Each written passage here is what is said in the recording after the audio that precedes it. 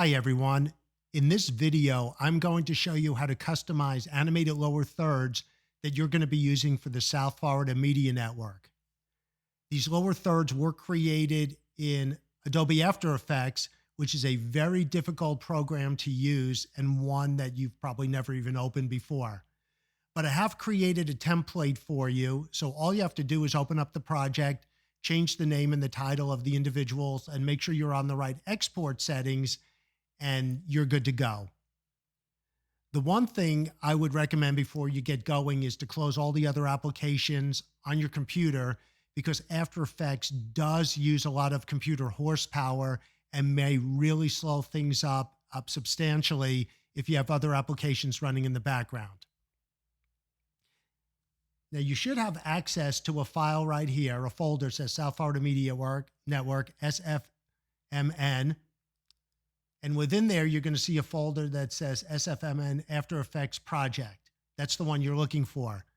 But before you open up After Effects, you'll also see something that says Font Helvetica. Make sure you install this font on your computer before you open up After Effects. That's the font of choice. And if you don't, you're going to get a message in After Effects that tells you the font is missing and it's going to want to do a substitution. The only other way around it is to close After Effects at that point, install the font, and reopen up After Effects. So try and do this first. When I open up the After Effects folder, you can see there's two projects in here. One says Newsroom, the other just says South Florida Media Network. It's essentially the same project. So you can use either one, whichever one works best on your computer. And the file extension is AEP. So let's get started. When you open up After Effects, you get this welcome screen the same way you get it in Photoshop, Premiere Pro, and Audition. So you can either open a project or a new project. So we're going to open a project. And I'm going to double click on the South Florida Media Network Newsroom and open it up. So this is what our animated lower third looks like. And you have a line down here that says open the comp to edit the text. You just double click on it and you're going to get all these different layers that pop up. When you first open up the project, it may open up with this screen. So either way, it's fine. But there's two layers in particular you're looking for.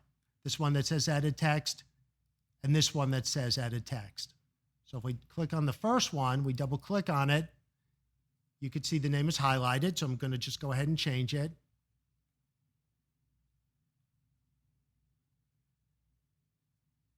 Double click on the second one.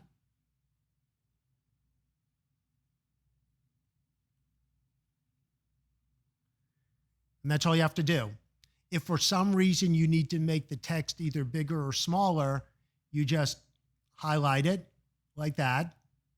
And then go over here to this side here, and this is the text size, which makes it bigger, smaller, and all the other normal things that you would find, when you edit text.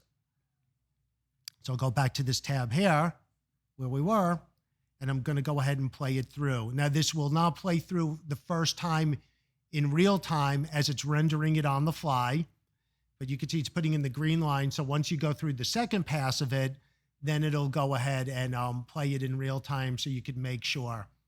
And depending on how many layers, this could take a while or not. Once you've done that and you can see it's good to go, you're ready to export the video. So basically what this did in After Effects is it took the text and it actually made text part of the whole move. So the text is actually embedded into the lower third rather than putting the text in the lower third as you would do in Premiere Pro. So you can see that's what it looks like. So I'm going to hit the space bar so I can go ahead and stop it. So now I'm going to go up to the top menu here. I'm going to go to File. I'm going to go to Export. And I'm going to go to the second one down that says Add to Render Queue. And this is the window we're going to get down here. Down at the bottom, you see the word lossless. Now, when you work with either video files, still images, or audio files, there's typically two types of files that you're going to work with, lossless and lossy. A lossless file is an uncompressed file, so it's a very big file. A lossy file is a compressed file. So if you're talking about still photography, a lossless file would be a RAW file. A lossy file would be a JPEG. In audio, a lossless file would be a WAV file, and a lossy file would be an MP3. So I'm going to click on lossless, and I'm going to get this dialog box up here, and you just want to make sure that it says QuickTime. If you're working with a PC instead of a Mac, instead of QuickTime up here, it may say AVI. An AVI is a lossless file, but an AVI file is a PC-specific file, so you want to change it from AVI to QuickTime. The other thing you need to do here, where it says channels, you just want to change this from RGB to RGB plus alpha. An alpha channel is a channel that makes the background transparent. If you don't change this and you export the file, the background is going to be black. But by making it an alpha channel, it's going to go ahead and put a transparent background in. And one other thing I'll show you very quickly for format options, this is where you have the video codec. And codec is an acronym. It means compression, decompression. You want to make sure this is set on animation. If you look through the list of files here, you would notice that H.264 is not listed in there because H.264 is not a video codec that supports an alpha channel. But it usually defaults to animation, and that's what you want to do. Leave it there. You hit OK. OK down here. And then go here, output to. And I'm going to go ahead and navigate to my folder, and I'm going to name this Andy Taylor. And you can see it's giving it the .mov file extension. I'm going to hit save, and then I'm going to hit render. And it's going to render it. This could take up to 5 minutes or maybe more, depending on the particular speed of your computer. So you may want to walk away and do some other stuff, work on something maybe in Premiere Pro, even though I told you not to open that. And then once it's done, it's going to give you a little bit of a ringtone type of a deal that you'll hear to tell you that the file is done. So we'll just wait a couple more seconds because this seems to be going pretty quick.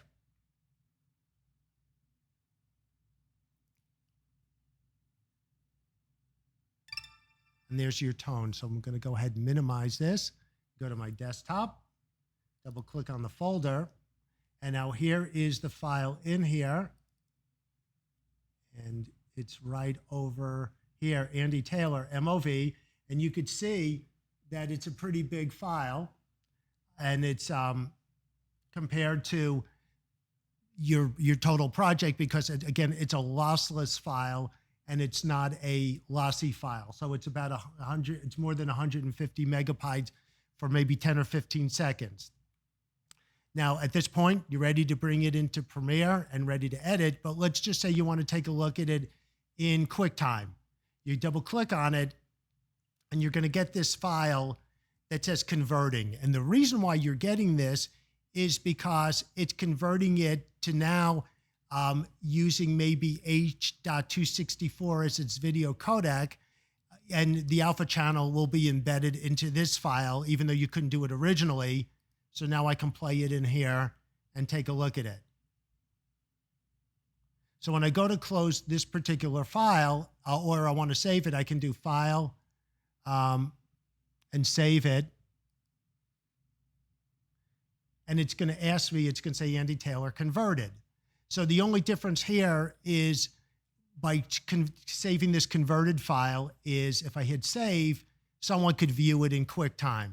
If all you're doing is just bringing it right back into Premiere, you don't have to go through this step. But if I want to send this file to somebody, they can take a look at it as well through there. So here it is up here,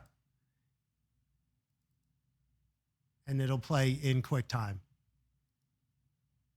And that's it. You're good to go. And hopefully you found this interesting and knowledgeable and when you want to go ahead and use After Effects now, you can say you're an After Effects expert.